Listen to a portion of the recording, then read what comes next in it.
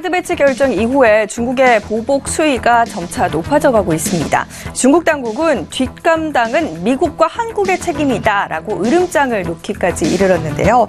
3월 15일이 그 고비가 될 것으로 보입니다. 자, 도대체 3월 15일이 무엇이길래 이처럼 우리는 두려워하는 것일까요? 자, 매년 3월 15일 중국 소비자의 날입니다. 소비자의 권리의식을 신장시키고 소비자 보호에 대한 인식을 높이기 위해서 제정한 법정 기념일을 이야기를 하는데요. 이날 같은 경우 중국의 관영방송인 CCTV는 소비자 고발 프로그램인 3.15 완우이를 방송을 합니다. 우리나라로 치면 예전에 있었던 MBC의 불만제로와 같은 프로그램이다. 소비자 고발을 하는 프로그램이다. 이렇게 생각하면 쉬울 것 같은데요.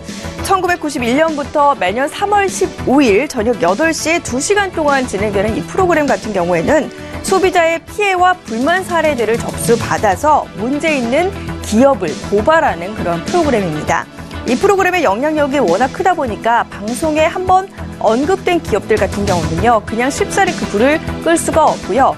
급기야 기업들의 CEO가 직접 나와서 그 부분에 대해서 사과를 하거나 아니면 리콜을 단행해야만 그 문제가 해결되는 그런 상황들이 반복적으로 나타났습니다. 처음 우리나라가 이 부분으로 인해서 타격을 받았던 것은 2011년인데요.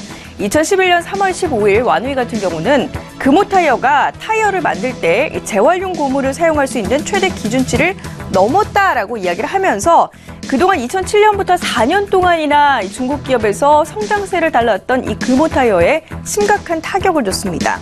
점유율이 급락을 했고 결국 금호타이어 같은 경우는 현지 법인장이 TV 프로그램에 나와서 공식적으로 사과를 하고 타이어 30만 대의 리콜을 진행을 했던 바가 있습니다. 그리고 2012년에는 맥도날드 사건이 있었고요. 2013년에 애플 같은 경우에는 애플의 제품이 유럽에서는 보증기간이 2년인데 반해서 중국에서는 1년밖에 보증하지 않고 있다라고 기업을 하면서 보도를 하면서 타격을 입었습니다. 그리고 2014년에는 니콘 카메라, 2015년에는 벤츠와 랜드로버, 그리고 2016년에는 우리나라를 비롯해서 터키, 미국 등 아동복 업체들이 고발을 당했는데 우리나라 같은 경우는요, 제로투세븐의 아동복 브랜드인 알로앤루라는 브랜드가 원단이나 제품 안정성 측면에서 지적을 받아왔던 바 있습니다. 물론 소비자 피해가 우려되는 상황에서 이런 지적은 필수적인 요소이긴 합니다만 우리가 이번에 특히나 우려하는 이유는 중국의 그 사드 보복과 관련해서 그 보복 때문에 오히려 우리 기업을 타겟으로 삼지 않을까 하는 점 때문입니다. 중국 당국은 현재 우리나라에 대해서 더욱더 벼르고 있는 모습인데요. 특히 지난 2월 27일 롯데가 이사회를 열고 성주 골프장을 사드 부지로 제공하기로 한 후에 롯데에 대한 지금 강도 높은 비난들이 이어지고 있습니다. 현재 롯데마트 단동 완단점과 둥강점, 창저위점, 샤오산점 등 4곳 같은 경우는 이미 영업정지 처분을 받았고요.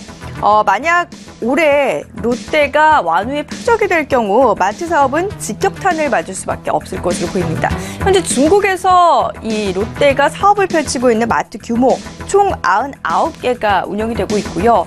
여기에다가 백화점을 비롯해서 영화관 사업 같은 경우도 굉장히 많이 하고 있기 때문에 피해는 아무래도 더욱더 커질 것으로 예상이 되고 있는 상황입니다. 그렇기 때문에 3월 15일에 우리는 촉각을 곤두세우고 있습니다. 자, 중국 같은 경우는요, 다른 나라에 비해서 특히나 자국주의 문화가 어느 때보다 강합니다. 때문에 당국의 규제 그리고 불매운동이 한번 시작되기 시작한다면 걷잡을 수 없게 커질 수밖에 없는데요. 기업들의 생존이 걸린 만큼 이제는 정부가 조금 더 발벗고 나서서 중간에서 합의점을 찾고 해결책을 제대로 모색해야 될 때가 아닐까 싶습니다. 지금까지 팝콘 경제였습니다.